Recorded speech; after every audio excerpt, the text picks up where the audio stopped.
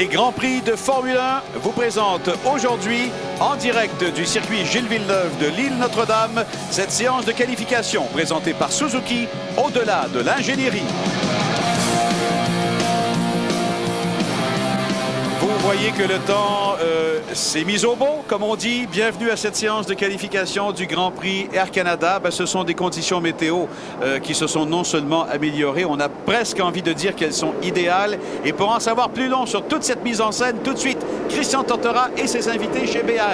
Eh bien oui, Pierre, on peut dire que l'ambiance ici est extraordinaire puisque j'entendais, il fallait attendre quelques secondes, Pierre, parce que c'est inaudible presque. D'accord. On fait tourner le moteur de Jacques, là. Bon, d'accord, je vais revenir avec Bertrand et dès que vous êtes prêts, vous nous le dites. D'accord, Christian? Exactement. Merci. Bon, alors Bertrand, rebonjour et rebonjour, chers amis. J'espère que vous avez fait une bonne pause de lunch, comme nous. Eh bien, Bertrand, si on se fie à ce qu'on a vu ce matin, j'espère que nos amis étaient là. On aura toute une séance de qualification. Peut-être pas dans les 15-20 premières minutes, parce que là, le temps est beau. On voudra que la piste s'améliore progressivement, mais les 40 ou 30 dernières s'annoncent excitantes. Oui, ça va être absolument fabuleux. Pourquoi on voit Hakkinen et Schumacher, évidemment, se livrer de leur rythme habituel, mais on sent que des seconds couteaux en veulent en fin de semaine. Et on parle de Coulthard qui a été le plus rapide ce matin, même s'il a raté la première séance de 45 minutes. Et Barrichello qui est tout près de son coéquipier. Bon, et ce qui est intéressant aussi, parce qu'on va entendre parler Craig et Jock dans quelques instants avec Christian, ça se bouscule également aux portes derrière. Combien d'écuries différentes, là? 9 écuries différentes aux 11 premières positions à l'issue des essais libres du samedi matin, imaginez. Bon, Jacques a réussi le 7e temps. C'est vraiment tout près de l'objectif qu'il s'était fixé. Ce qu'on a surtout remarqué, Bertrand, autant en temps relatif par rapport aux autres qu'en vitesse de pointe, Jacques est dans le coup à ce niveau-là. Peut-être pas au niveau de Ferrari et McLaren, mais au niveau des autres. Oui, tout à fait. On a vu qu'à Monaco, ça n'a pas été très bien pour BAR. Pourquoi? C'est un circuit qui exige beaucoup d'appui aérodynamique. Montréal, c'est le premier circuit de la saison où on roule avec très peu d'appui, ce qui semble privilégier la BAR. Évidemment, si on roule avec très peu d'appui, question de profiter au maximum des permissions, en fait, du circuit Gilles Villeneuve. Il faut aussi travailler sur les pneumatiques. Et Christian, peut-être que vos invités pourront vous le confirmer, c'est tout un travail qu'on a fait pour tenter d'amener les pneus à la bonne usure, si vous voulez. Oui, bien, tout d'abord, j'ai Craig Pollock, comme vous le voyez, avec notre ami Jock Clair. Il me tourne le dos. Il vous fait une blague, là. Il me fait une blague parce que tout à l'heure, il y a Craig qui disait « Je vous présente mon meilleur ingénieur, le meilleur de la F1, mais c'est aussi mon copain. » Alors, messieurs, je pense que tout est au rendez-vous pour avoir assisté à une séance de qualif absolument fantastique.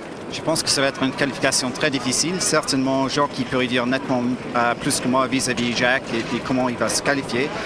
Mais on est capable, je pense, d'être entre 5e et 10e si on a un petit peu de chance. Alors, Jack, quelles sont maintenant les dernières choses que l'on peut faire? Oui, non, c'est très difficile. Peut-être c'est une histoire de pneus, parce que c'est très difficile pour décider la situation de pneus. Bien nouveau, c'est différent pour toutes les équipes. Sa décision elle est plus importante. Bon, eh bien, écoutez, on est dans le bois, on se reverra un peu plus tard. Bonne chance. Merci, Christian. Est-ce que vous avez une idée vers... je pense que tout le monde ira vers la même gomme qui avait été recommandée par Bridgestone, finalement. Hein? Donc oui. Ça, c'est pas un problème. Le problème, c'est de trouver la bonne usure de pneus, c'est ça? C'est exactement ça. Et depuis ce matin, ils essayent de faire des calculs. Moi, je vais vous donner mon sentiment. J'ai regardé évoluer la voiture depuis ce matin à chaque tour. Et vous en souvenez, ces pneus sont capables de faire quasiment 2 Grands Prix. J'ai bien l'impression... Il n'y avait aucune usure. Écoutez, David Coulthard en est la preuve éloquente. Lui qui a dû de faire tout ce rattrapage dans la dernière manche de la séance du matin n'a jamais semblé être pénalisé par une usure de pneus. Exactement. Alors il y a quelque chose d'assez inusité pour nos téléspectateurs. Je ne sais pas si la caméra le montre, mais vous entendez la voiture de Jacques. Mais il n'y a pas un pilote à bord, là. On le voit très bien, Christian. Bon, regardez bien, il n'y a personne dedans. Et la voiture accélère toute seule. Voilà, écoutez ça. C'est tout télécommandé par un ordinateur. Mais ça, c'est permis dans les garages, mais pas en piste. Ah, exactement. Heureusement, d'ailleurs. Hein? Oui, parce qu'il faut rappeler à nos téléspectateurs que la télémétrie n'est permise qu'à sens unique. On ne peut que recueillir des données, on ne peut plus corriger à distance. Exactement. C'est interdit. Et je vous rappelle donc ce que l'on avait dit ce matin. Jacques avait roulé hier avec la direction assistée. Aujourd'hui, il est revenu à ce qu'on appelle le classicisme, c'est-à-dire pas de direction assistée du tout pour être beaucoup plus précis. Ah, alors ça va lui faire travailler un peu les bras et les pectoraux. On oui. sait que Jacques a fait toujours beaucoup de travail. Hein. Dès qu'il est entré en sport automobile de pointe, il a vraiment développé la partie supérieure du corps qui est la partie vraiment qui travaille le plus, qui encaisse également toutes ces forces G là. Donc c'est extrêmement important et on l'a vu, hein, Bertrand, en l'espace de même pas un an, développer une carrure musculaire vraiment appropriée pour l'effort qu'on demande à ces pilotes. Et on pense souvent que la voiture fait tout le travail et que la voiture sophistiquée rend la conduite facile, mais c'est pas le cas. Ce que j'ai aimé de Jock Lee aussi, c'est quand il a parlé, ça dépend des écuries quant à l'utilisation des pneus. Donc, on regarde aussi ce qui se fait ailleurs. Ça, c'est très intéressant.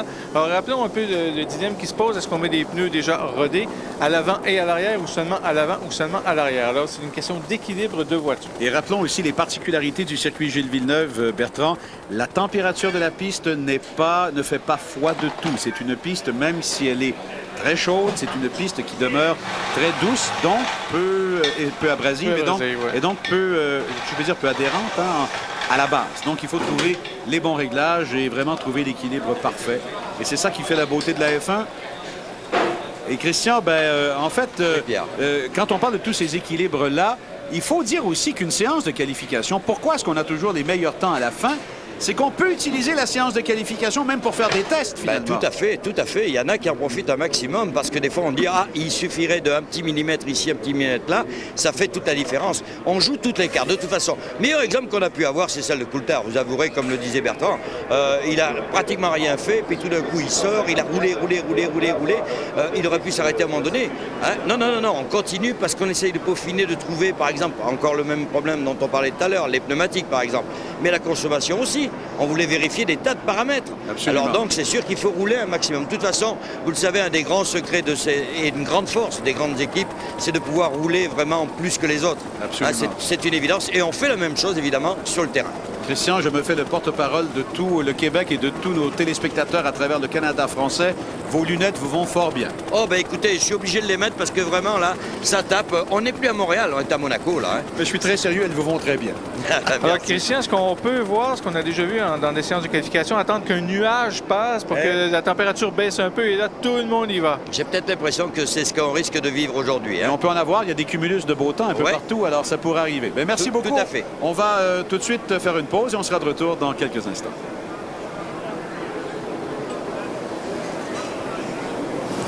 Le pilote mystère, une présentation d'Esquire. La montre Esquire est là votre nom. À quel pilote appartient ce casque? Téléphonez dès maintenant au numéro apparaissant à l'écran et vous pourriez vous mériter cette montre Esquire d'une valeur de 500 $. Le gagnant sera connu à la fin de l'émission. Une présentation d'Esquire. La montre Esquire est là votre nom.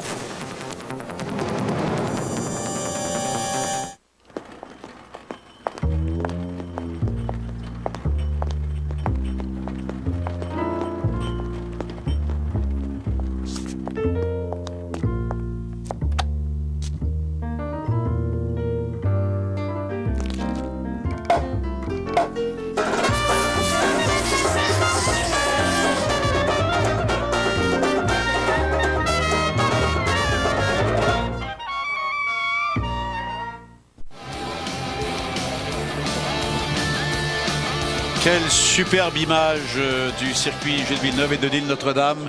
Le monde entier voit la même chose quand on parle de la belle carte postale. Et ben voilà les temps qui ont été enregistrés ce matin. Donc Bertrand, on a peut-être le temps de la pole, à peu près. Hein, celui de 1:18.6 là.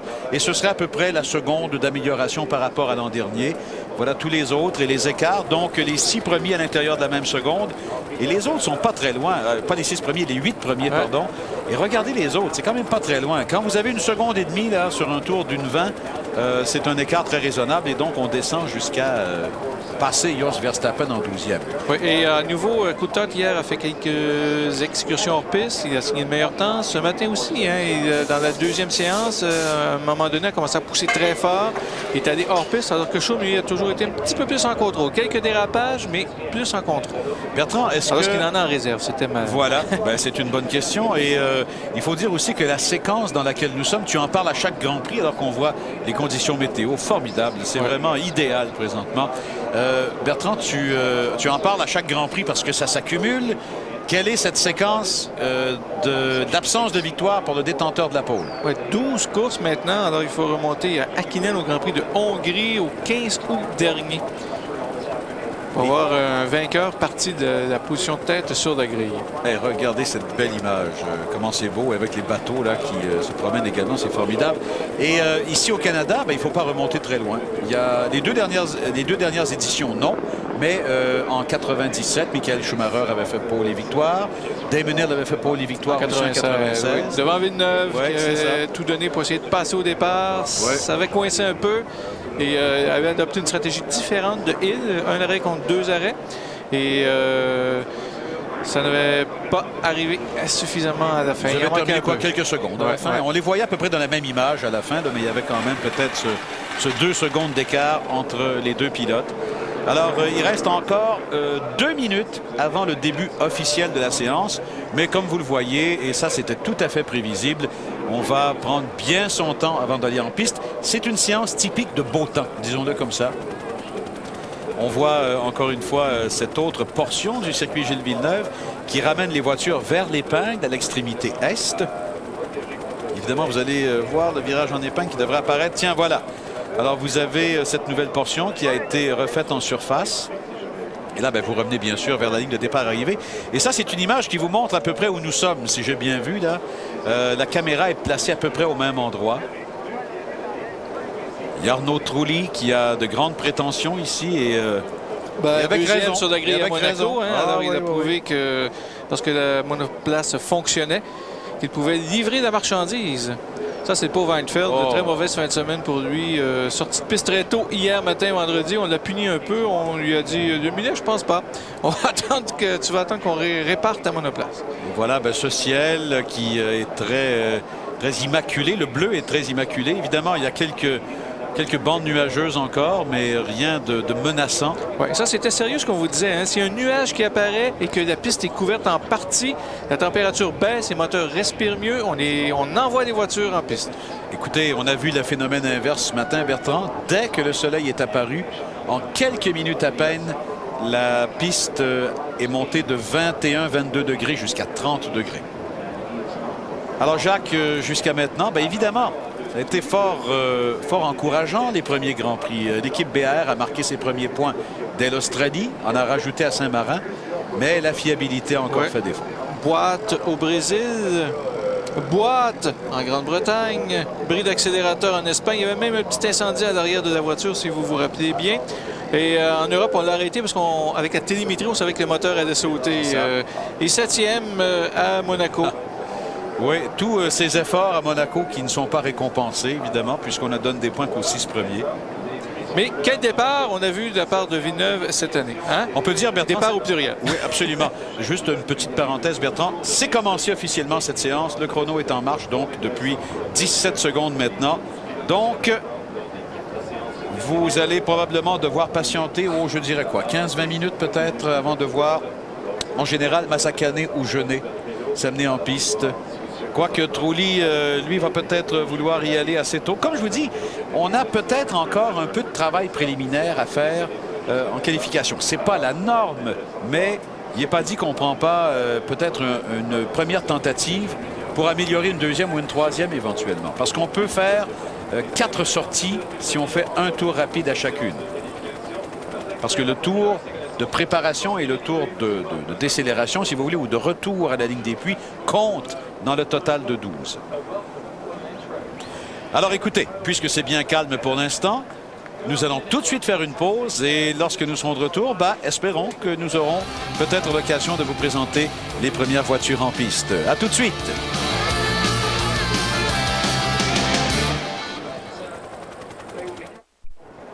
Alors, au tableau Renault Dépôt, bien évidemment, il n'y a aucun temps enregistré jusqu'à maintenant. Aucune voiture encore en piste. Tout à fait normal comme situation, tout à fait prévisible. Mais tout le monde est prêt parce qu'évidemment, dès qu'on a quelques voitures qui ont tourné, ben, ça encourage les autres à y aller. Ça veut dire qu'on a déjà une certaine amélioration des conditions de piste. Ce qui nous permet entre-temps d'avoir de très, très belles images du circuit Gilles Villeneuve, de l'île Notre-Dame. Voilà la voiture de David Coulthard qui a été complètement absente des 45 premières minutes ce matin. Coulthard qui a vraiment rattrapé tout le temps perdu par la suite, tellement bien en fait qu'il a fait le meilleur temps lors des essais du matin. Rappelons que chez McLaren, on célèbre le 500e Grand Prix de l'histoire de cette grande écurie, une écurie très titrée, 126 victoires, 107 positions de tête. Première victoire en Belgique de Bruce McLaren. La première position de tête, Bertrand, c'était au Canada en 72. 72, donc c'était à Mosport. Peter Revson qui avait obtenu la pole position. 8 championnats des constructeurs, 11 titres des pilotes. Et la séquence la plus évidemment remarquable au niveau du titre des pilotes, ben, ça a été l'ère de Senna et de Prost. Est-ce qu'on reverra ça une fois dans l'histoire du sport automobile, un duo aussi complémentaire, aussi prolifique, un duo aussi performant, si vous me permettez le terme, au sein d'une écurie aussi bonne? Ben, ce sera peut-être difficile parce que les choses changent beaucoup en Formule 1 depuis quelques années et au cours des prochaines années.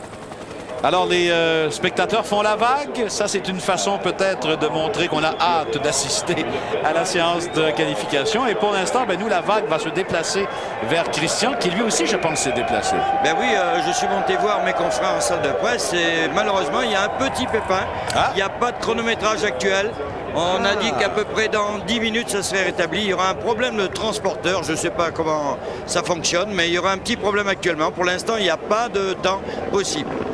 Ah bon, alors donc, comme on dit, même si le chrono de la séance est en marche sur nos écrans, oui, la séance n'est pas lancée officiellement, c'est ça? Écoutez, ça je ne le sais pas parce que je suis de l'autre côté, mais apparemment elle doit être lancée officiellement.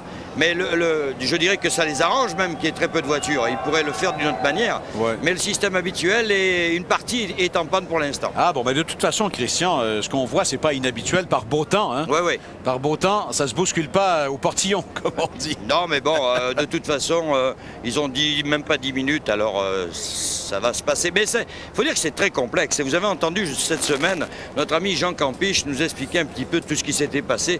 Même la fameuse histoire du drapeau rouge lors du Grand Prix de Monaco. Oui. Hein, ben, c'était pas dû à ça, c'était un court-circuit, tenez-vous bien, dans le système des feux. Ah oui. Ben ouais. C'était pas une histoire de chronométrage. Ah bon, donc ce sont les feux qui se sont mis au rouge automatiquement? Exactement. Ah bon? Il y a eu un court-circuit. De suite, le computer, ben hop, il s'en est aperçu et il a tout arrêté. Ben ça, c'est bien dans le fond, parce qu'évidemment, ça, c'est tout un autre secteur et c'est intéressant que vous en parliez. Tout ce support de chronométrage, de ce support aux signaleurs et tout ça, font partie non seulement des obligations de course pour bien chronométrer, faire les classements, oui, mais au niveau sécurité, Christian, il faut avoir tout ça, oui, sinon ça pourrait être très dangereux. Ben, évidemment, et puis lorsque l'on regarde un petit peu maintenant, tous les systèmes de vérification qu'il y a à droite, à gauche, c'est uniquement dû, encore une fois, dans un but très précis, la sécurité. Éviter les opérations de l'humain, car on en parlait ce matin, hein, on peut avoir des problèmes. L'électronique semble plus fiable, bon, quoique là, c'est autre chose encore. Hein. Et mais... oui, pardon, Christian. Oui, oui, allez-y. Non, j'allais dire, vous avez parlé de problèmes de transpondeur. Ceux qui se demandent ce que c'est, ben, c'est que finalement, et ceux qui se demandent comment le chronométrage ou tout le système fait pour reconnaître la voiture, ben, c'est justement, c'est qu'il y a un petit transpondeur qui est placé, je pense que c'est à l'avant complètement, la voiture, oui, sur le dessus, et qui identifie la voiture. C'est comme dans les avions de ligne, comment on fait pour reconnaître le vol d'Air Canada 870 vers exactement. Paris, par exemple. Ben, on lui fait afficher un code sur un transpondeur qui lui le fait distinguer sur les écrans radars par rapport à un autre avion. Donc, c'est la même chose. Donc, on reconnaît les 22 voitures de cette façon. Et si on ne peut pas lire le message des transpondeurs, Christian, ben là, évidemment, il faut retarder la séance parce que c'est la seule façon de les reconnaître. Oui. Et d'ailleurs, il y a des capteurs, on en avait déjà parlé, mais il y a des capteurs qui sont placés dans l'asphalte, qui sont placés d'abord en face chaque stand, là où on fait le ravitaillement, sur la grille de départ à chaque position, car c'est après tous ces paramètres qui sont pris en compte et qui nous donnent évidemment les temps, les écarts et tout ça, mais les arrêts au stand. Ah oui. Et surtout, j'avais posé la question à Jean, j'avais dit, mais est-ce que le gars peut pas bouger de 2 cm, il est pénalisé? Il dit non, non, non, c'est plus large que ça, c'est à peu près 30 à 40 cm de tolérance sur le... Vous voulez dire au départ, Christian? Oui, du capteur, oui. Parce que les voitures aujourd'hui, comme c'est quasiment semi-automatique le départ, oui. Eh bien à ce moment-là, il y aurait trop tendance, quand on met la vitesse quelque part, de faire un petit écart. Alors on en tient compte. D'ailleurs, on avait été, vous vous rappelez, quand on avait adopté ce système pour la première année, on était tellement sévère qu'il y avait 5, 6, 7, 8 voitures des fois qui étaient pénalisées. Exactement. Je dis un chiffre comme ça, mais, non, mais c'était devenu presque ridicule. Exactement. Ouais. Alors, écoutez, on va en profiter pour faire une autre pause. Hein. C'est vraiment le calme plat. Et Bon, bien Pierre, ça revient là, ça y est. Ah, bravo. Bon, nous, on a l'écran avec maintenant tout allumé dessus. Formidable. Et ce sera une séance spectaculaire, il n'y a pas de doute. Hein. Restez avec nous, chers amis. Nous serons de retour dans quelques instants en direct du circuit Gilles Villeneuve de l'île Notre-Dame.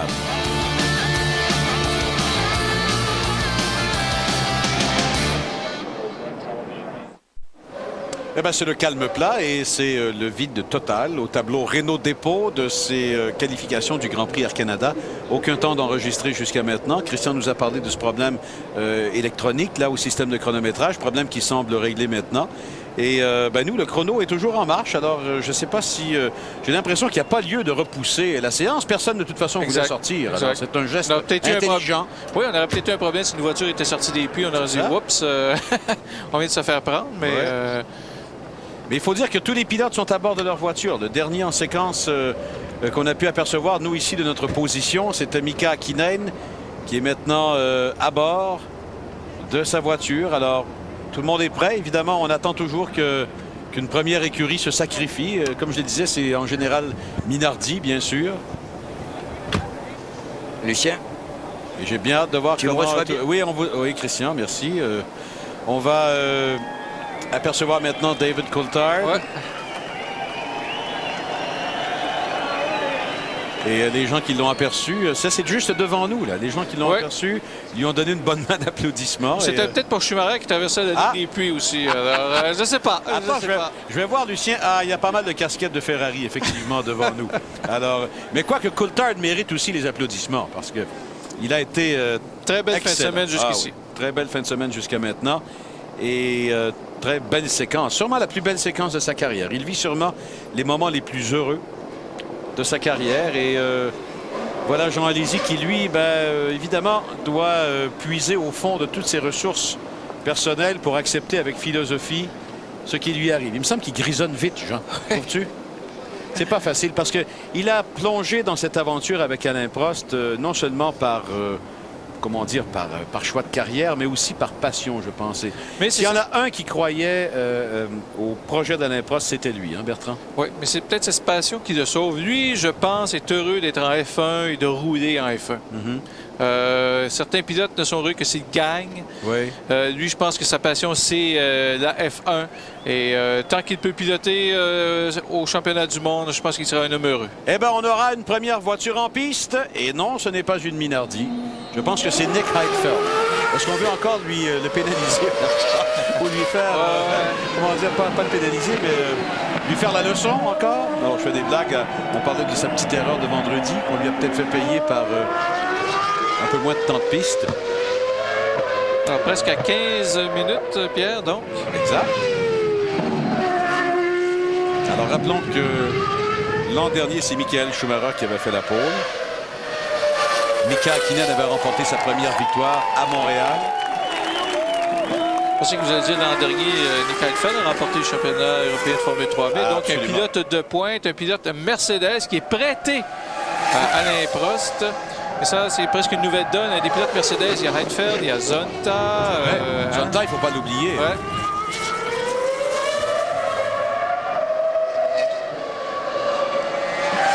Brigatore, qui a Fisichella sous contrat, qui a Trulli sous contrat, un contrat assez laborieux d'ailleurs, c'est compliqué. puisque là, c'est des compteurs renouvelables à chaque année. Trulli, lui, sera disponible en 2002 seulement, mais Ouais. pas avant. Vous avez vu, Bertrand, et Christian et tout le monde là sur cette image, comment il y a du monde. Les gradins sont vraiment bondés partout.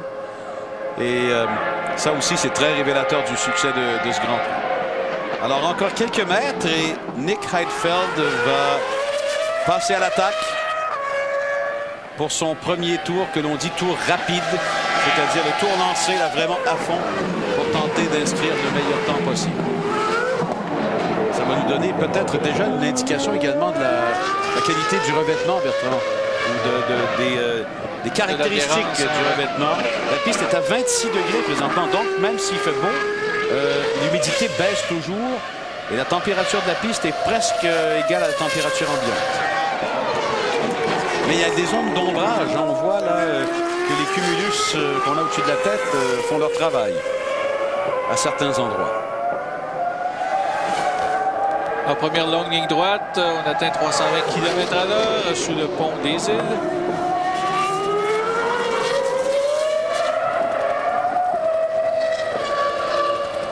Et par la suite, vers le fameux virage en épingle. Vous avez vu ce gradin qu'on a ajouté là à l'intérieur du excusez-moi, qu'au champ intérieur, je pense qu'on peut le dire comme ça. Et ça, c'est assez intéressant pour ceux qui sont assis là. Ils voient le virage en épingle de notre angle.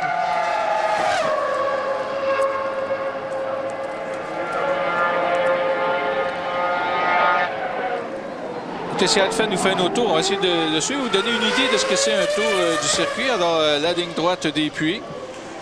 Bon, le premier temps de référence. Oui, on atteint 1:23,515.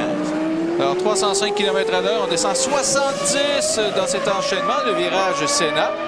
Et là, Bertrand, au premier chronométrage intermédiaire, on verra si on fait 2 tours rapides ou un seul. Voilà Jenson Button qui est en piste maintenant.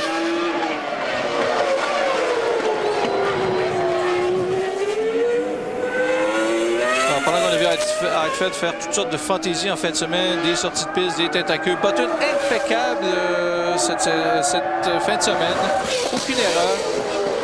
Et Bertrand, Alors, il apprend à sa mesure. je ne serais pas étonné qu'on fasse 2 tours rapides. Je regarde les intermédiaires de Heidfeld sur mes écrans. Et le premier intermédiaire semblait dans le ton. Alors, il faudra se méfier peut-être. Comme on a vu Coulthard ce matin. Ben, c'est pour ça, Christian, je me demande si les Bridgestone... on a toutes sortes de surprises cette année sur leur utilisation. Et là, il y en a beaucoup qui disaient, bon, on aurait dû amener encore super tendre.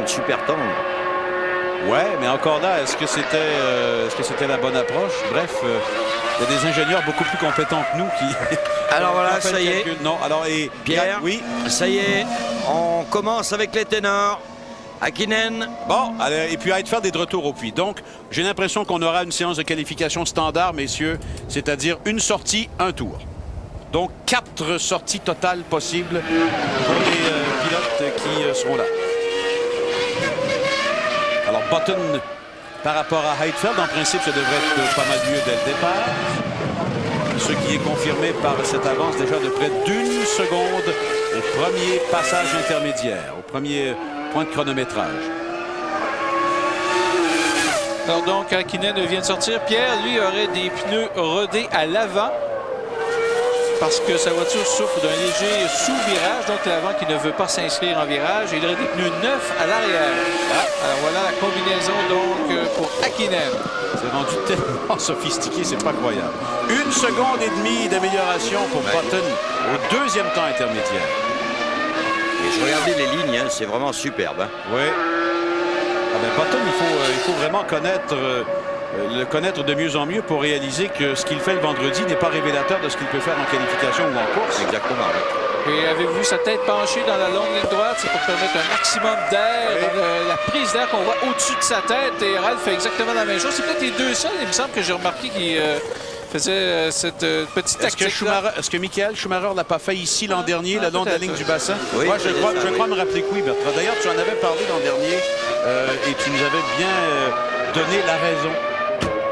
Alors regardez Pierre encore une fois, regardez avec quelle facilité la McLaren se joue des bordures. Ah ben, c'est incroyable. Nous, on l'a pas, Christian. Malheureusement, on est avec Jenson Button, malheureusement. Alors incessamment. Alors je suis avec Mika là pour l'instant. Ouais. Et là, on y est. Et voilà. Alors regardez bien. Oh, petite glisse là, mais bien contrôlée. Déjà 6 dixièmes d'amélioration. Et moi, ça m'impressionne. Et je me demande même si c'est pas le vibreur qui leur sert vraiment. Parce qu'il passe dessus, mais regardez ça. Incroyable. Christian, je vais vous dire le moment où ça nous a tous frappés. Il y a quelques années, quand Adrian Newey est arrivé, c'était au Grand Prix d'Hockenheim. Quand on voyait au super ralenti de la télé allemande cette voiture-là monter sur les vibreurs d'Hockenheim. Et c'est là qu'on s'est dit, ça n'a pas de bon sens. Et ça avait beaucoup de bon sens. C'est là que McLaren a commencé sa grande remontée. C'était l'année du championnat de Jack. Exactement. Christian, c'est une sortie un peu hâtive pour Hakkinen. Les ténors, d'habitude, sortent beaucoup plus tard. Est-ce qu'il y aurait des choses à valider sur sa voiture? Je pense qu'effectivement, aujourd'hui, quand on a entendu d'ailleurs Jack Clair l'expliquer aussi, c'est difficile de faire ce panaché. Ouais, une 19.5, là, c'est bien mieux par rapport aux deux autres, mais je pense que c'est pas le temps de la pole. Ça non. Loin de là. Et à mon avis, c'est pour ça qu'il est sorti plus tôt. En fait, l'explication, messieurs, vous deux l'avez peut-être donnée. Peut-être qu'il veut valider cette combinaison de pneumatiques dont Bertrand parlait et dont Christian parlait aussi. C'est vraiment impressionnant. Moi, ces images, la McLaren sur les vibreurs, c'est incroyable. Hier, moi, ça m'a tellement frappé de voir Coulthard. Le fond plat passe vraiment sur les vibreurs. Ah oui, écoutez, tout à fait. C'est pas tout à fait les 4 roues, mais presque. C'est exact.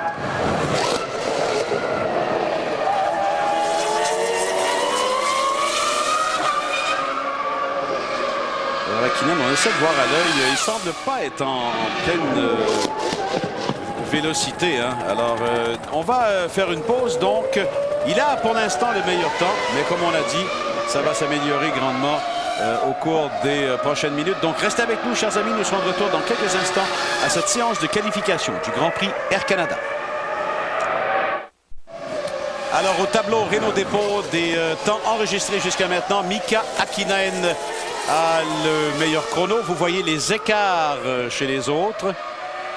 Et là, évidemment, ça, c'était il y a quelques secondes parce que déjà, ça change beaucoup. Il y a beaucoup d'actions. Regardez Ralf Schumacher, il y a quelques instants. Et voilà! Vol plané! 2 fois. Il a perdu un petit morceau. Oui, il y a une pièce qui s'est envolée de sa voiture. Regardez, là! Oh! C'est pas bon pour le dos, ça. Et ni pour les faux founes. Et regardez ce que Bertrand nous disait plus tôt. Regardez la tête qui est penchée, complètement rentrée dans le cockpit pour laisser entrer l'air de façon parfaite vers l'entrée d'air. On revient avec Coulthard. Son premier tour rapide de la séance. Oh, ça semble bon pour Coulthard. Meilleur temps dans les bas 1.19. On vient de retrancher 4 dixièmes et regardez comment on est heureux dans le clan de David Coulthard. Et pas le temps de dire Michael Schumacher s'amène en piste. Là, les choses sérieuses sont vraiment bien lancées. Et Christian, est-ce que vous êtes du côté de chez Jacques? Non. Là, je suis carrément chez McLaren, à côté de notre ami Didier Cotton. Alors, donc, vous assistez là, chez McLaren, à un autre succès de David Coulthard. Ah oui, tout à fait. Et comme l'on disait depuis le début de semaine, c'est un tout nouveau pilote que l'on découvre là. Oui. Vraiment, là, c'est vraiment fantastique. Quelle histoire. C'est presque une histoire de cinéma. Tout à fait. Qui est celle-là. Alors vous avez vu ce que l'on disait en début de semaine, cet endroit qui avait été modifié. Attention à ce que j'appelais les grosses saucisses là. Eh oui. Et on vient d'en faire l'expérience. Et c'est peut-être pas étonnant de voir que Ralph soit celui qui l'a le plus expérimenté jusqu'à maintenant. Oui. Rappelez-vous ses mauvaises habitudes ou ses bonnes selon l'angle au virage 1, au virage 2 lors des départs du Grand Prix. Jacques s'amène en piste. Ça y est, il sort. Voilà. Et Coulthard, lui, ramène la voiture à bon port, évidemment. Le travail est fait. Hakkinen, lui, était passé à peser tout à l'heure. Alors là, pour vous mettre dans le coup, Wurz est 3e derrière Coulthard et Hakkinen. De la Rosa, allez-y. Button, Zonta, Ralf Schumacher, Pedro Diniz et Nick Heidfeld dans l'ordre. Voilà Michael Schumacher. Alors, quand il va s'amener à la ligne de départ-arrivée, ce sera le lancement du tour officiel. Jean Alesi vient de faire le 5e temps, messieurs. Et voilà, et Barrichello du coin de l'œil s'amène également. Voilà, c'est parti, temps chrono pour Michael Schumacher. Et on voit que quand la Ferrari va sur les vibreurs, c'est moins docile. Mais ça, Schumacher n'en fait pas trop de cas habituellement. Il se rattrape ailleurs. Oui. Verstappen vient de faire le 3e temps au passage. Voyons voir. Le temps intermédiaire sera révélateur. Regardez comme ça va. Il a une Oh oui, ben c'est habituellement, c'est rare chez Ferrari. Là, petite erreur là aussi. C'est rare chez Ferrari habituellement. Ah ben regarde, on se tasse là parce que Alesi vient de faire son tour rapide, Christian. Exact. Sauf que, bon, est-ce que ça l'aura pénalisé? On va voir au deuxième chrono. Le temps intermédiaire de Coulthard est 49,017. Qu'est-ce que ça va donner à l'arrivée à l'épingle? Oh, écoutez, c'est bon, encore 1/10 d'amélioration. Il y a une voiture qui est devant, mais elle ne semble pas le menacer là, à court terme. Peut-être juste au bout. On verra. Est-ce qu'il aura le temps d'arriver dessus? Je ne pense pas. Regardez. Ça va être chaud là. Mais qu'est-ce qu'elle va faire, cette voiture? C'est physique. Elle a lui aussi dans un tour rapide. Eh oui. Alors, est-ce que ça va gêner Schumacher? Non, je Jusqu'à pense pas. maintenant, ça va. Et là, ben, à la ligne droite, c'est à l'accélération. Attendons voir. Est-ce qu'il y a même un petit peu d'aspiration qui peut l'aider?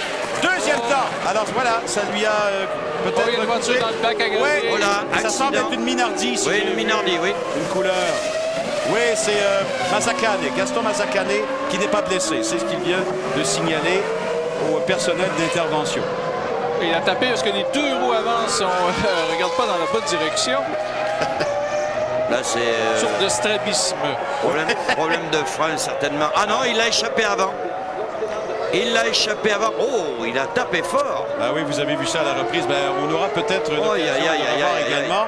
Mais là, pour l'instant, nous, on aperçoit Jacques. Il s'amène le long de la ligne droite. Je ne pense pas que son chrono soit Non, il révélateur. semble ralentir, là. Il revient au puits. Ouais. Donc, Jacques a choisi d'avorter. Ah, ben vous savez pourquoi? C'est pas un drapeau jaune qu'il y a au bout? Est-ce qu'on va donner un jaune Oui, pour le l'accident, temps qu'on Bertrand? dégage la voiture, oui. Beau réflexe chez BR. Oui, mais il aurait passé la ligne d'arrivée avant. Ah non, mais voilà l'explication. Ah oui. Voilà l'explication. Wow!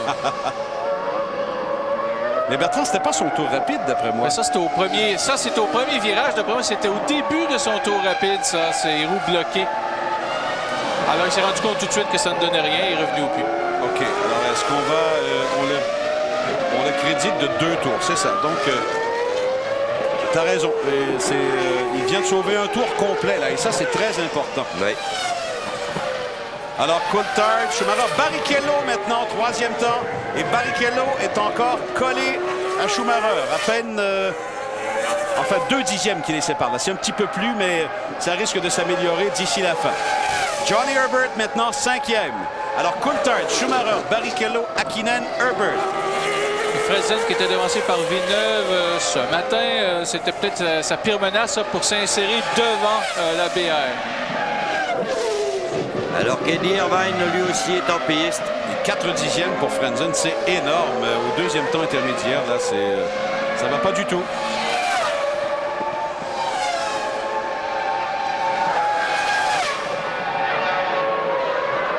On peut vous dire qu'on a dégagé la Minardi, alors on peut y aller à fond dans le virage numéro 1. Bravo. Belle ligne de Frentzen. Oh, léger dérapage, mais tout juste. Très belle ligne de course dans les S. Et c'est là qu'il a gagné du temps. Il fait quand même le 5e temps, là, Frentzen. Alors, c'est pas si mal. Donc, Frentzen devance maintenant Johnny Herbert. Fisichella, 6e temps. Il vient de passer devant nous. Et Barrichello, ben, je pense que c'est le tour où il ramène la voiture à la maison, là, parce qu'il a déjà fait son tour rapide.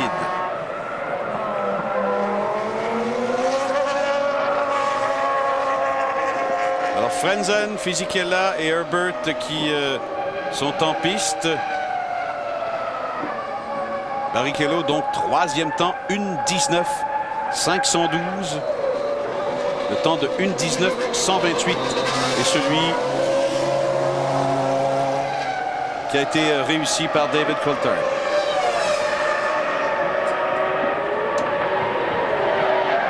On va attendre le passage d'Irvine. C'est son tour rapide. Dès qu'il l'aura fait, nous irons à la pause. Oh, qui était près du Tout mur. près du mur, en effet. Alors voilà, Irvine va faire le 12e temps. On s'en va tout de suite à la pause parce que dans quelques instants, on assistera au 2e lancement de Mika Hakkinen. À tout de suite. Voilà le tableau Renault Dépôt des positions jusqu'à maintenant.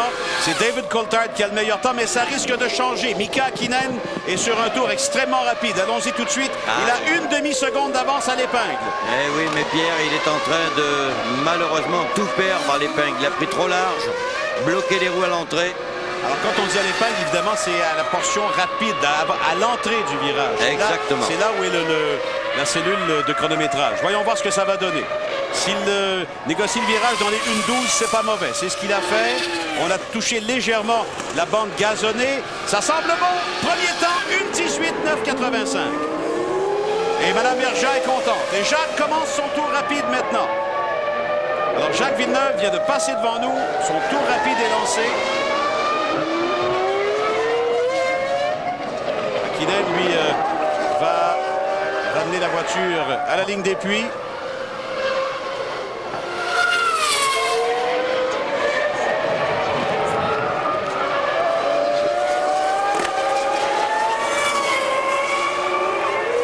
David Coulthard, lui, vient de quitter la ligne des puits. Voilà Jacques Villeneuve.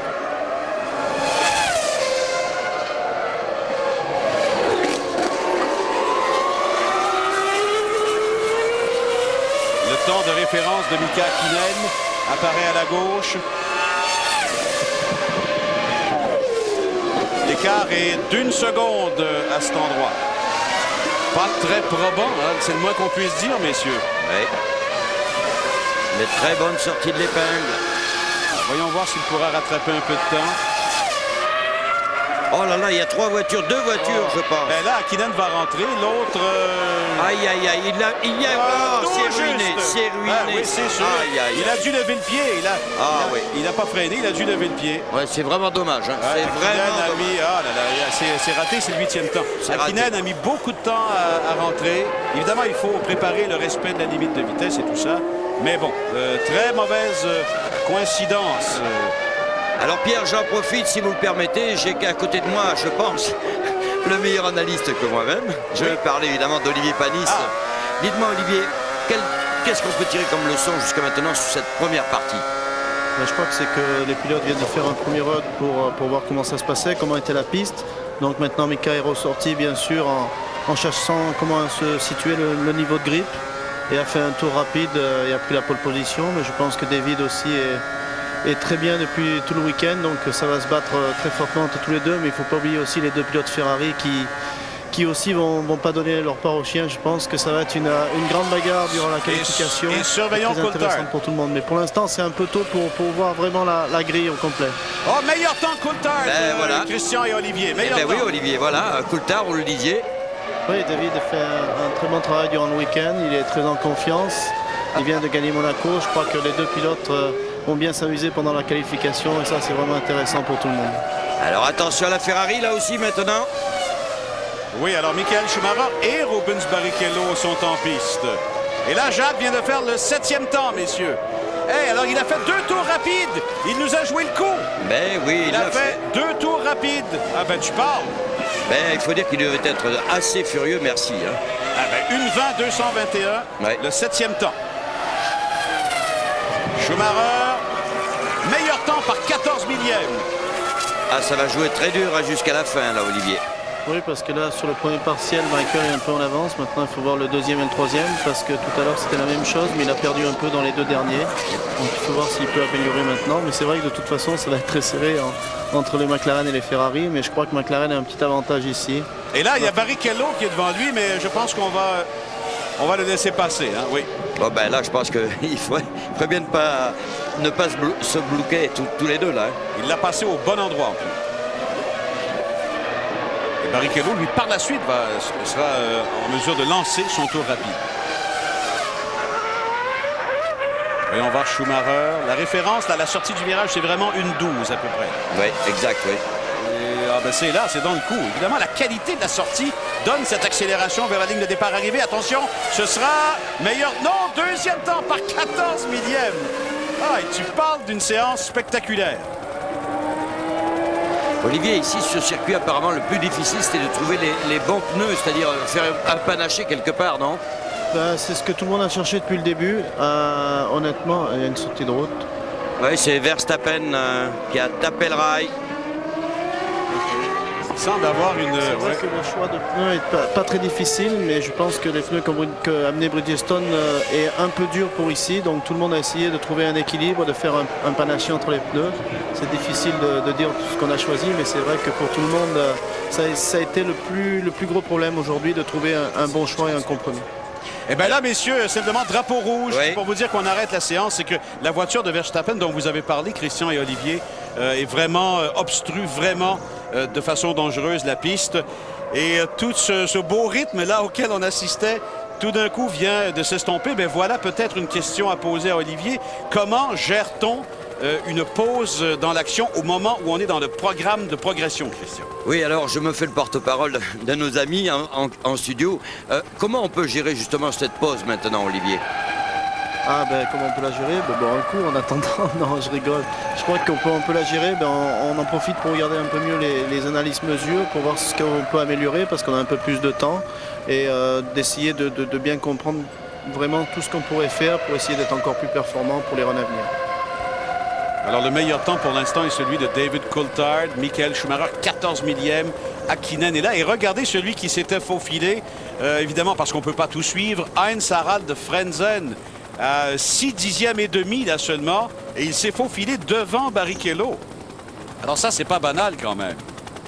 C'est vraiment dans la dernière section. Il me semble que Coulthard a été le plus rapide. Hein. C'est là, parce que... Michael avait 4 millièmes d'avance et finalement il a 4 millièmes de retard. Donc c'est vraiment dans cette dernière section de piste là que ça s'est joué. Bon, écoutez, officiellement, il reste 21 minutes 2 secondes à cette séance de qualification. On va remorquer la voiture de Jos Verstappen. On va relancer l'épreuve et nous, c'est le moment idéal pour faire une pause publicitaire. Et on vivra à la fin, sans interruption, cette séance de qualification du Grand Prix Air Canada à l'antenne de RDS. À tout de suite. Alors voici le tableau Renault Dépôt. David Coulthard revient encore là où il a été tout le week-end. C'est-à-dire en première position, 1:18.826. Donc Bertrand avait raison de nous dire que les temps de ce matin et les temps de la pole allaient être très semblables. On y arrive.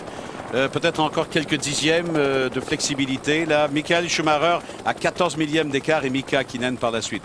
Revoilà ce qui s'est passé et voilà pourquoi la séance est arrêtée.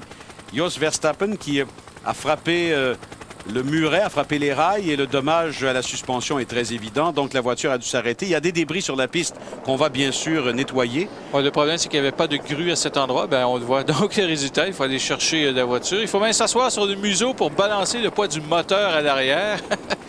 Au moins, c'est une bonne intervention, celle-là, parce qu'avant, tu te rappelles, on voit à différents endroits des voitures qui basculent et qui tanguent. Alors, bravo encore aux équipes d'intervention de Montréal. Je pense qu'on fait les choses, ceci dit, sans chauvinisme, de façon extrêmement professionnelle. Et 21 minutes. Ah c'est reparti, tiens, on voit le chrono qui est en marche maintenant, donc la séance est officiellement relancée et tout le monde peut faire encore 2 sorties. Si je regarde, là, tout le monde a fait 6 tours au total, 6 ou 5, là, selon le contexte. Il y en a un qui en a fait 7, c'est Jean Alési. Ouais. Alors, un tour pour sortir, un tour rapide et un tour pour revenir au puits. Ça fait 3 fois 2, 6 et aussi un maximum de 12 tours. Voilà. Et dans le cas d'un pilote comme Alési, par exemple, qui a 5 tours seulement à sa disposition, il ne peut faire qu'une sortie. Donc, il ne serait pas étonnant de voir tenter 2, peut-être même 3 tours rapides si les pneus le permettent. Ou Kylian à la toute fin et traverse la ligne d'arrivée. C'est vrai, Bertrand, parce que le dernier tour ne compterait pas. C'est vrai, tu as raison. Pour voir le drapeau à damier, j'avais pas pensé. Mais c'est peut-être un petit truc qu'on pourrait essayer. Ouais. Très perspicace. Mais est-ce qu'il va oser faire ça alors que tout risque de se décider dans les derniers instants? Oui, on verra. Là, tout le monde sort. Il y en a pas mal. La Trulli vient de passer devant nous. Il y a Herbert, il y a Salo, il y a Irvine, il y a Zonta. Il n'y a pas Choum parce que je viens de le voir partir à la course. Je pense qu'il est allé au petit coin. Ça, écoutez, c'est pas parce qu'on est en séance de qualification que la nature s'arrête complètement quand même. Et il n'avait pas l'air très heureux ni très déçu de sa voiture. Il semblait dire à ses ingénieurs, pas si pire. Écoutez, 14 millièmes, c'est le deuxième temps, mais en même temps, c'est le deuxième temps. C'est si près du premier. Ouais. Alors, c'est peut-être un peu embêtant de porter un jugement très direct. On a vu Jackie Stewart à droite de l'écran, toujours présent, même s'il a vendu son écurie à Ford, qui a décidé de la rebaptiser Jaguar. Et c'est une Jaguar qu'on voit en piste. Et Herbert il va donc du lancement de son tour rapide. Moi, je vois du coin de l'œil Barrichello qui s'amène sur le circuit. C'est Irvine, pardon. Qui s'amène sur le circuit. C'est décevant pour l'instant. Un 15e Irvine, un 10e Herbert.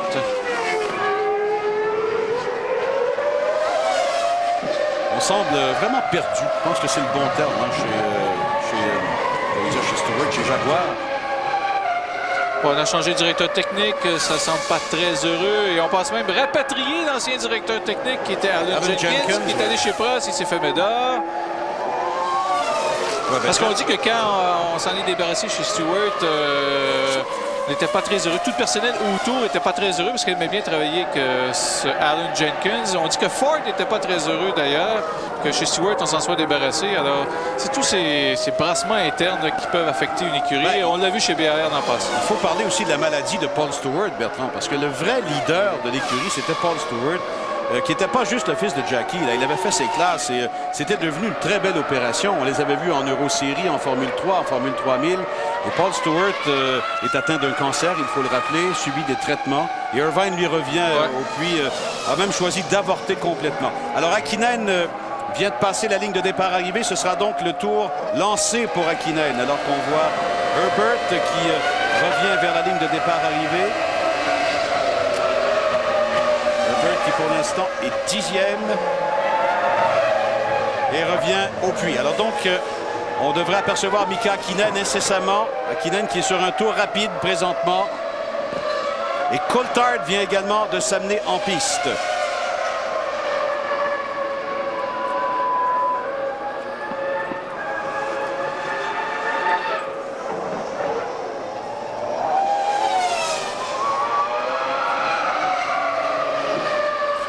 Pour l'instant, il y a un pilote qui est en dehors des normes du 107%.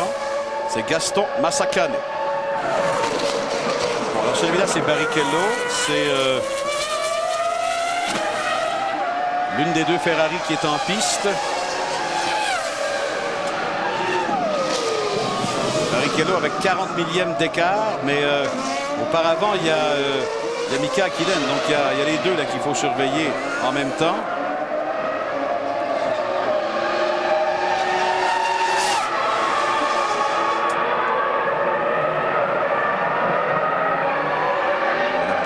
Qui revient vers les S avant la ligne de départ arrivée, avant la ligne des puits. Barrichello, voyons voir, va faire une 18-9, donc il de 5e à 3e. C'est ça, effectivement. Et Hakkinen, lui, auparavant, n'avait pas amélioré. Exact. Et Coulthard vient de lancer également son tour rapide.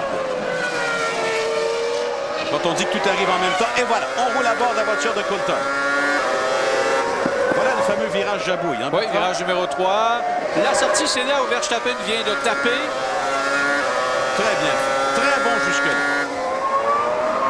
109 millièmes d'écart par rapport à son meilleur temps. Une légère hésitation devant le pavillon, l'ancien pavillon du Canada. Oui, long, la ligne droite qui amène vers le pont des îles. Freinage. On négocie la chicane. Et on s'en va vers l'épingle. Ouais, c'est là que Coulthard était très rapide. L'épingle et les S avant les puits. Oh, pas tout à fait. 138 millièmes. Et là, soudainement, il y a une voiture qui se pointe devant lui. Est-ce que ça va peut-être l'embêter? Et à 138 millièmes, est-ce qu'il peut choisir de revenir?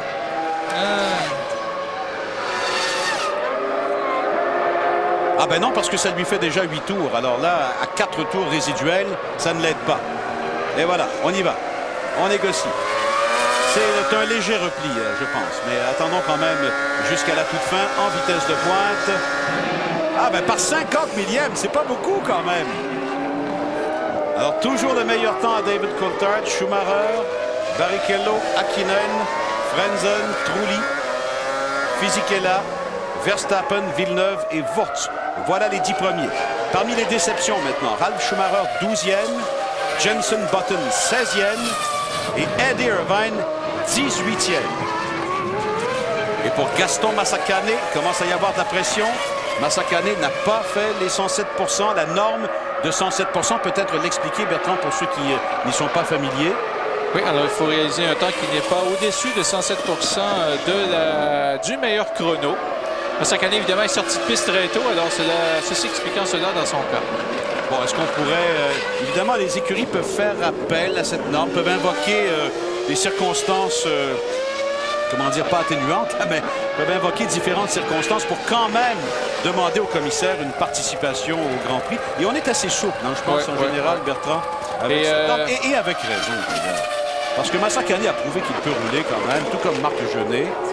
Ce qu'on voulait éviter, c'était les... comment il s'appelait là? Les Andrea Moda, etc. Et le Lola. Les Forti de ce monde. Et Lola qu'on n'avait pas vu, là. Oui, Christian? Non, non, j'étais en train de regarder comme vous, là, mais ça va jouer du coude parce que tout le monde sort en même temps comme d'habitude. Voilà, encore une fois. Et c'est pas un circuit qui est très long ici, et c'est assez exigu quand même. En fait, c'est assez étroit, donc il n'y aura pas beaucoup d'espace pour manœuvrer. Et j'espère que Jacques va pas me faire mentir, là. Et là, pendant qu'Aralf fait en piste, il y a aussi Michael qui roule assez rapidement, semble-t-il. Alors, on va vous tenir au courant. Oui, absolument. 13 minutes. Bon, Schumacher, nous dit-on, est en train de tenir tous les meilleurs chronos, là. Il améliore, effectivement. Ouais. Non, Ralph n'est pas du tout dans le coup, ça, c'est bien évident. Et Michael Schumacher, lui, s'amène maintenant. Je suis dans son baquet. Ouais.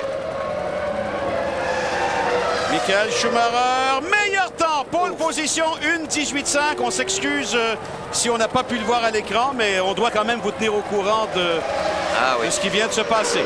C'était vraiment un tour parfait, rien à dire. Du grand art. Et là, on nous rapporte... un accident. Non, on nous rapporte, je pense que c'est un moteur sauté. Oui, chez Alési. Chez Jean Alési, voilà, on l'aperçoit. Oui. Alors c'est... Vraiment dommage encore. Oui, c'est vraiment dommage, sauf que je me demande là, si la piste ne se retrouvera pas un peu glissante. Il était hors c'est pas dans la ligne de hein. course, c'est ça. Il était hors trajectoire, alors il a même rangé lui-même sa voiture. Ça fait 2 moteurs depuis ce matin.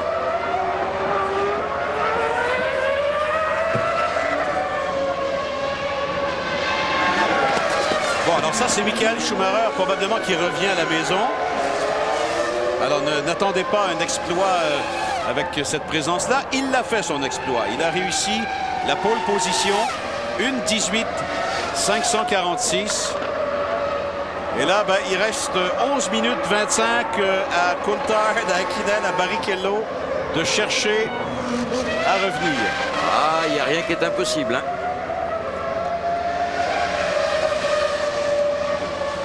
Michael pourra revenir aussi. Hein. Il a fait 9 tours, là. Oui, absolument. Ah, oui, alors, oui, il y a encore du temps pour une dernière sortie, il n'y a pas de doute. Jacques Villeneuve, lui, n'a fait que 6 tours. Ouais. Villeneuve peut faire 2 sorties complètes. Sauf que, moi, ce qui me... Ah, ben tiens, il arrive. Il est là, oui. Il arrive, là. Il passe devant nous. Alors là, ça bouge un petit peu, un peu plus loin. La Trulli est maintenant 6e. Fisichella 7e. Herbert a remonté au 8e rang. Verstappen est toujours derrière.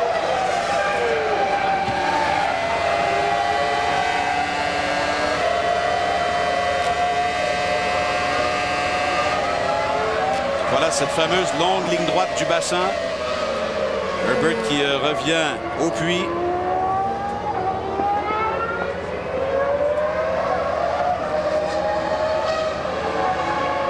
Il y a également Salo qui est en piste. Eddie Irvine aussi. Irvine qui est en piste, en effet, Christian, tout comme Fisichella. Mais Fisichella, je pense que le tour rapide est déjà fait. Donc, oui. Il est en 7e position présentement. Alors, 10 minutes à faire et dans quelques instants, ben, Jacques Villeneuve va effectuer sa 3e tentative. Espérons qu'il sera au bon moment, surtout. En fait, ce sera sa première tentative parce que la première fois, ben, il y avait eu cet incident là, qui l'avait un peu embêté. Il avait légèrement perdu le contrôle au départ. Il avait choisi d'avorter finalement cette tentative-là. Donc, ce sera sa vraie 2e. Pour l'instant, ben, ce qu'on voit, c'est qu'il s'amène avec la circulation. Est-ce que les autres sont rentrés au puits? On verra. Et voilà, Villeneuve donc s'est lancé pendant qu'on aperçoit Irvine à la fin de son travail. Irvine qui n'est que 16e. Eh bien, moi, Pierre, je suis dans la voiture de Jacques, là, actuellement. Eh ben, Oh là là. pas nous. Ouais, ben voilà, Ça rentre nous y bien. sommes là maintenant. Voilà.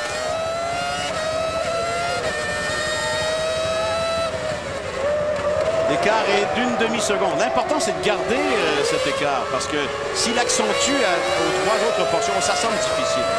Ça semble laborieux de garder la voiture bien Rapide, stable. oui. Hein.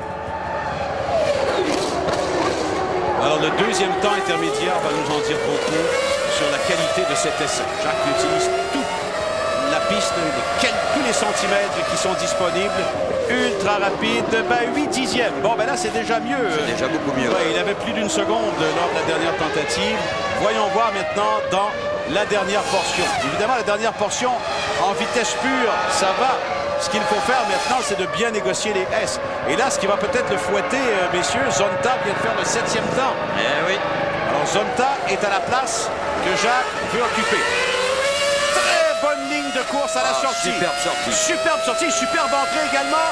Attention, ce sera 7e temps. Alors là, il vient de reculer Zonta d'une toute petite position. Ouf. Mais ça, c'est la qualité des S et de la sortie au virage Québec. Celui qui le hantait, qui lui a permis de gagner ce petit dixième, je pense. Tout à fait. Est-ce qu'il fait un autre tour rapide, messieurs? Mais c'est pas mal, hein, les deux sont là. Hein. 7 et 8, c'est Ah, mais 7 et 8, c'est très bon pour le moral. C'est impressionnant, en effet. Zonta qui a été accablé, il faut le rappeler. Hein. Hier, boîte de vitesse. Ce matin, boîte de vitesse aussi. Ouais.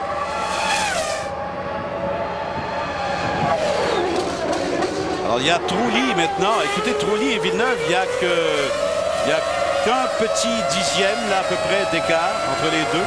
Ouais. Pas beaucoup, hein? Et ça ne change toujours pas à l'avant.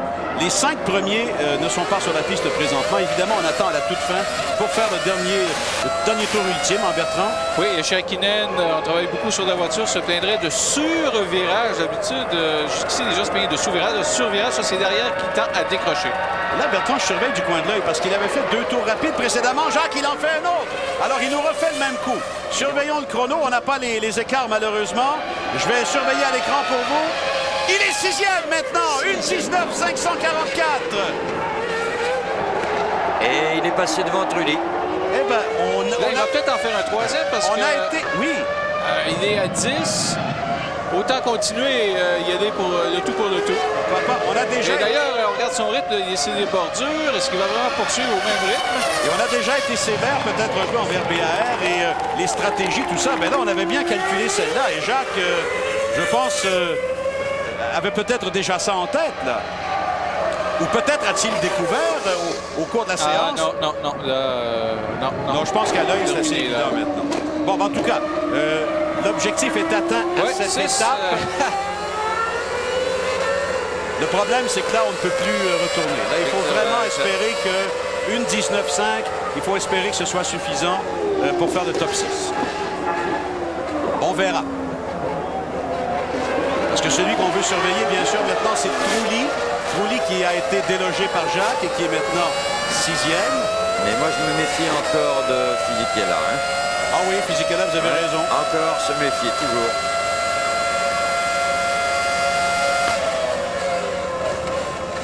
Ralph est toujours 12e. Hein. Eh bien, Jacques reste en piste. Il va peut-être se relancer pour un dernier tour rapide. Pourquoi pas? Exact.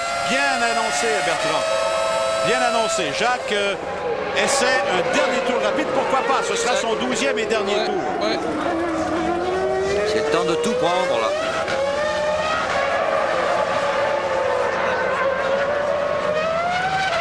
Voilà Trulli qui s'amène avec 5 minutes à faire. Ben oui, on veut voir le temps de Trulli. Ce n'est pas suffisant. Trulli reste en 7e place pour l'instant.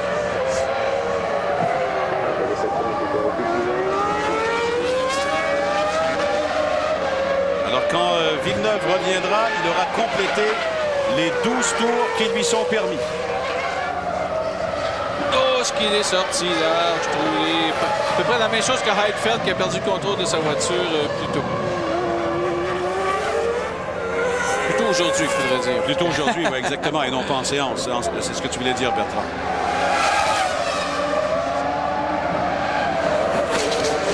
gros canons sont toujours dans les garages. On a encore une petite fenêtre d'attente.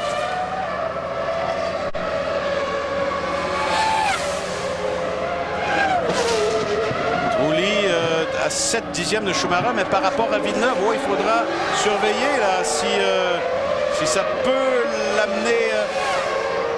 Et Villeneuve, non, il n'a pas réussi, Bertrand. Remarquez que c'était assez ambitieux, je pense, que d'améliorer ce 12e et dernier tour. Alors pour l'instant, 1:19,544. Surveillons Trulli. C'est vraiment l'adversaire principal pour l'instant de la 6e place que visait Jacques Villeneuve. Trulli, 7e, mais non, il n'a pas réussi à gagner à la toute fin. Alors Trulli, c'est terminé, hein. Les 12 tours sont faits pour lui également. Donc, il n'a pas l'option d'en faire un deuxième tour lancé. Et là, on se demande, il y a Fisichella, Christian, vous avez raison. Vous aviez raison de mentionner précédemment, il y a toujours Fisichella là, qui peut s'amener. Envoyer les cartes, oui. Oui, Herbert aussi peut-être, à qui il reste un tour complet, un tour rapide complet à faire. Herbert est 10e pour l'instant, Fisichella 9e. Et là, de retrouver Villeneuve et Zonta 6 et 8, là, pour l'instant, c'est tout un résultat d'équipe en plus. Toute une belle performance, oui. Et il y a une McLaren qui va sortir, c'est David Coulthard. Et Barrichello, lui aussi, est en piste. Alors voilà donc, avec 2,43 à faire, là, les gros canons sortent.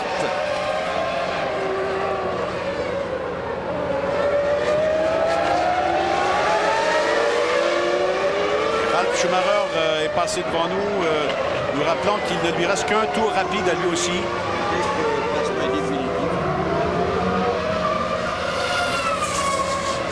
C'est Trulli qui revenait au puits, qui a laissé le passage. Barrichello. Et voilà, c'est parti maintenant pour Rubens Barrichello. Et là, 2 minutes exactement à faire. Maintenant, ils sont tous là en piste. Le premier en séquence, c'est Barrichello. Le temps de Schumacher au premier point intermédiaire apparaît à votre écran. C'est 162 millièmes d'écart. Barrichello pourra-t-il regagner du temps? Oh, il a Schumacher devant lui. Il va nettement lui laisser le passage, comme vous le voyez. Parce que Schumacher, lui, c'est son premier tour en dehors des puits, à la sortie des puits.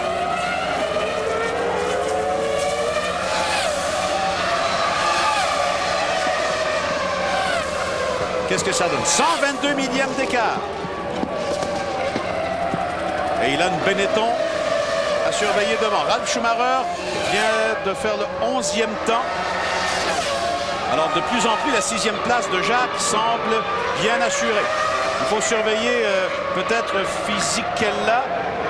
Celui qui est devant Barrichello, c'est Vaux, si j'ai bien vu. Oui. Voilà Barrichello, donc, où sera-t-il définitivement? Barrichello sera deuxième à 255 millièmes. Alors, pour l'instant, ce sont Ferrari 1 et 2, Schumacher et Barrichello. Mais attention à Coulthard et Hakkinen qui sont là également. Oui. Voilà Coulthard, ça c'est son tour rapide. Coulthard au temps intermédiaire, 227 millièmes d'écart, mais on sait qu'il est très rapide dans la dernière portion. Et là voilà, c'est reparti. La sortie de l'épingle, ça semblait bon? Ça semblait peut-être un peu plus lent que la dernière fois. Voyons voir là où il avait été formidable, c'était à la négociation des Aces. Voilà, vers la chicane maintenant. Et voilà, sur les vibreurs, bonne sortie, collée sur le mur Québec. Excellent ça. Qu'est-ce que ça va donner au bout de la ligne droite? Ça va donner le meilleur temps, 9 millièmes. Vous l'entendez, Pierre, derrière moi? Oh, 9 millièmes. Et attendons les autres maintenant. Eh oui. Parce que Mika Hakkinen s'amène maintenant. Hakkinen est là. Et qui va se garder, bien sûr, le mot final? Le grand Schumacher. Que fera Hakkinen? Ce sera trop tard. 682 millièmes. Et ça, sans dit long sur l'état actuel des choses chez McLaren. Surveillons maintenant Michael Schumacher qui s'amène. Non, ça c'est Barrichello. Oublions ça. Schumacher passe devant moi. Et ce sera... Oh, position, une 18,439. Quel exploit extraordinaire de Michael Schumacher. Eh ben, Oui. le roi Schumacher, je pense qu'on Oui, peut je suis le là. dire comme ça, c'est encore gardé le mot de la fin. David Coulthard a tout donné, mais il a fallu concéder ces quelques fractions de secondes que Schumacher va toujours chercher. Eh ben, tu parles d'une session extraordinaire, une session spectaculaire. Schumacher, Ça va? Coulthard, T'as pas vu la fin? Barrichello, est-ce qu'on peut... oui, merci. Hakkinen, Frentzen et Jacques Villeneuve a réussi son objectif. Alors finalement, c'est un tableau qui est très représentatif de ce qu'on a vu ce week-end et des attentes, je pense, de tout le monde. Et Coulthard, deuxième, ben, il sera peut-être déçu de sa deuxième place par rapport à la pole parce qu'il a été devant tout le week-end, mais il est encore devant Mika Hakkinen, Bertrand. Alors, on avait dit que ce serait peut-être un point tournant pour Coulthard vis-à-vis son positionnement dans l'écurie. Il vient de frapper un grand coup. Et à Montréal, la deuxième place, c'est pas si mauvais, ça, au départ. Alors, une 18,439, c'est le temps qu'on va inscrire. Et on est exactement, ou à peu près, Bertrand, à 7 secondes d'amélioration par rapport à l'an dernier. Une seconde que l'on voit de plus en plus apparaître à bien des circuits. Hein. Et avec les écarts qu'on a vus en fin de semaine, que Schumacher réussisse à coller un dixième, c'est un écart assez significatif parce que c'était presque au centième et au millième. Alors, l'an dernier, c'était une 19,298. Alors, on y est à peu près. Là. Ouais. Par la même personne, d'ailleurs. Voilà. Eh bien, j'espère que vous avez vécu les mêmes émotions que nous, chers amis. On va s'arrêter quelques instants. Et au retour, nous aurons les entrevues d'après-séance de qualification. À tout de suite.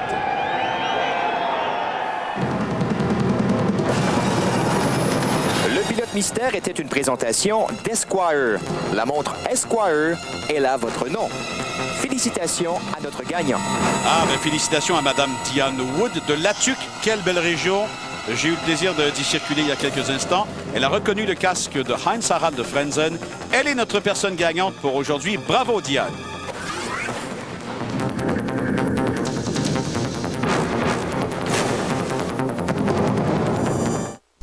Le résultat des qualifications est une présentation de Renault Dépôt. La révolution dans la rénovation. Il a toujours dit qu'il était très confiant. Bertrand, il avait même sauté les essais de Monza, tellement il était confiant. Ouais. Et ça, c'est rare qu'il le fait, Schumacher. Hein? Il est arrivé reposé des vacances aux États-Unis. Mais Coulthard ne lui concède que 98 millièmes de seconde. Et Oui, ça, on a vu des écarts de 9 millièmes, de 14 millièmes jusqu'ici. Oui. Alors, le 10e, je le trouve quand même assez probant.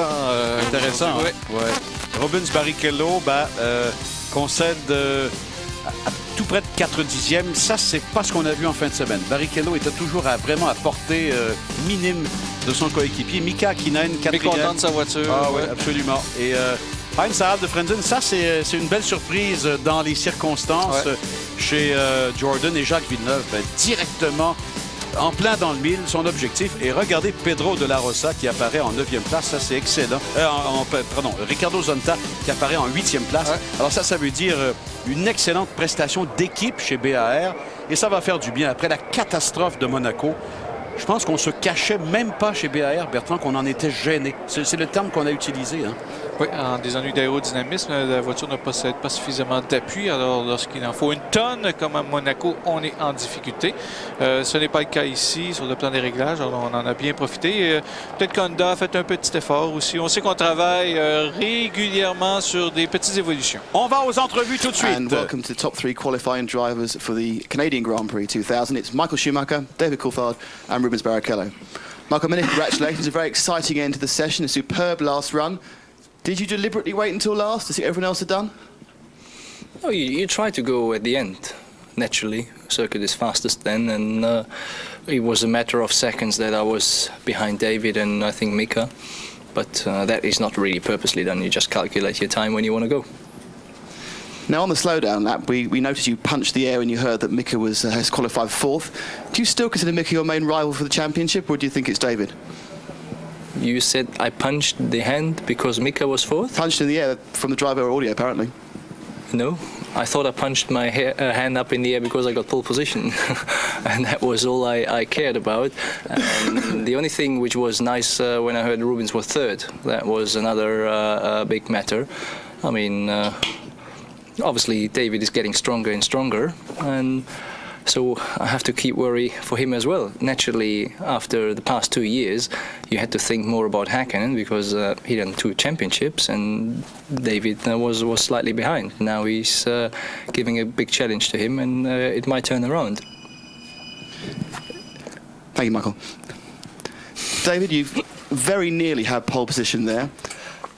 But when Michael's been sitting on the front row, it doesn't matter. Pole position isn't important as long as you're in the front row. Do you agree with that?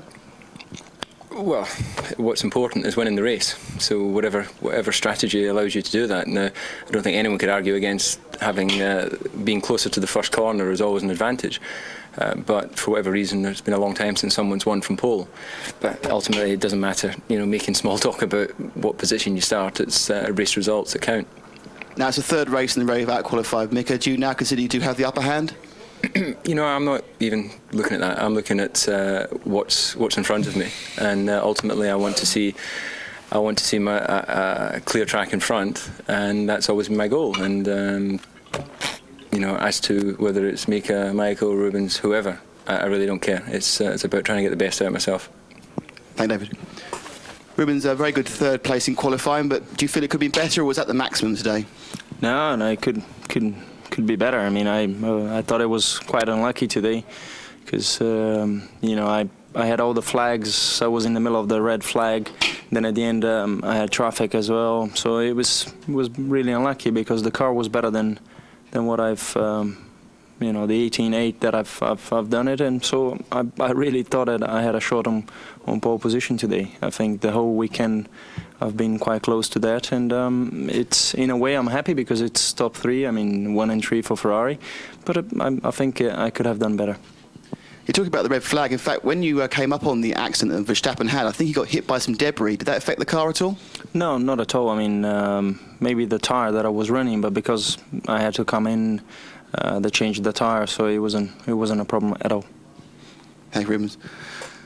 Looking at tomorrow's race, Michael, David's already alluded to the fact that pole position has not been very lucky recently. Does that play on your mind at all?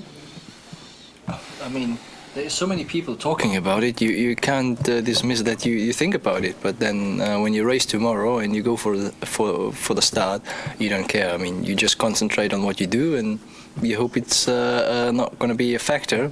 And we obviously hope number 13 is a lucky number for us. 12 wasn't a lucky number.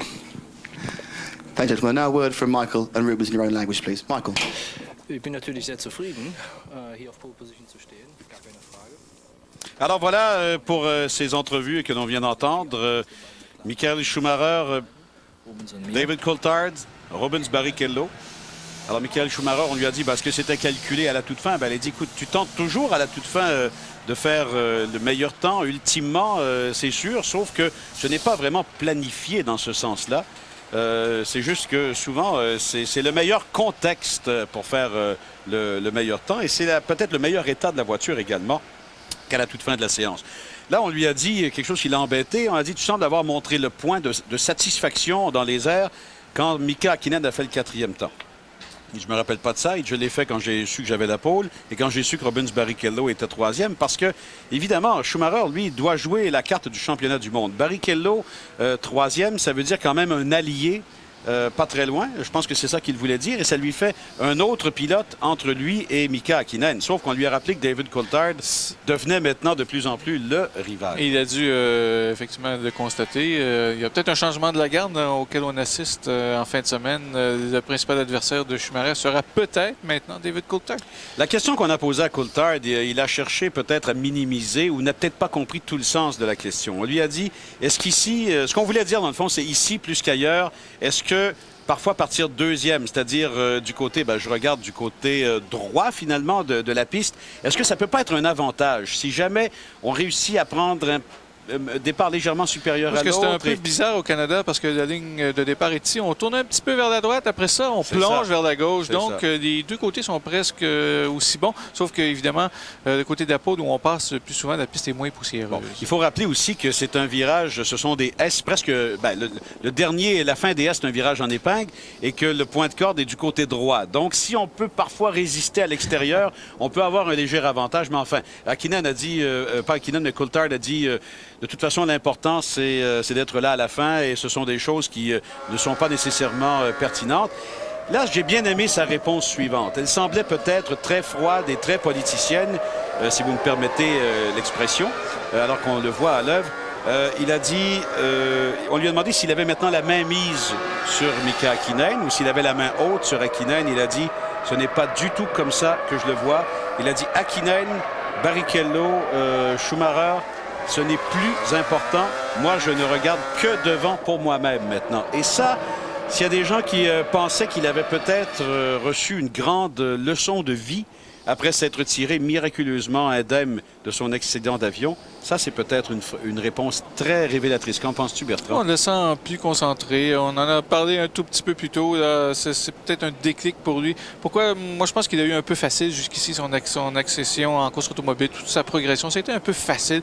Et là, peut-être qu'il se rend compte de tout ce qu'il a et qu'il devrait peut-être en profiter de ce qu'il a jusqu'au maximum, c'est-à-dire gagner des courses et remporter un titre. Rubens Barrichello a dit, bien sûr, ça aurait pu être mieux parce que une 18-8, c'est pas le temps que j'aurais pu faire. Il a parlé du drapeau rouge. Il était probablement dans un tour lancé à ce moment-là. Et il a dit qu'il a été par la suite gêné par la circulation, comme ça arrive souvent à la fin d'une séance de qualification. Il a dit, au contraire, je croyais pouvoir faire la pole. Et quand on regarde les écarts entre lui et Michael Schumacher depuis le début du week-end, il avait raison peut-être d'anticiper la pole. Hein?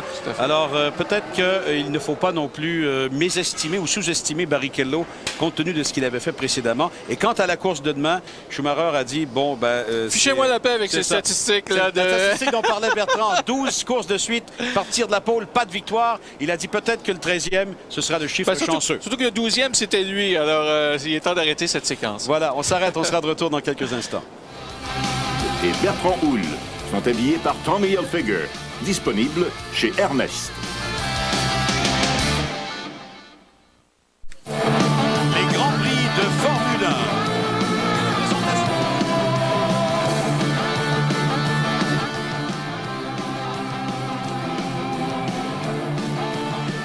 1. Alors voilà, merci à Suzuki, notre commanditaire. On vous reparle dans quelques instants à cette épreuve de Formule 1600.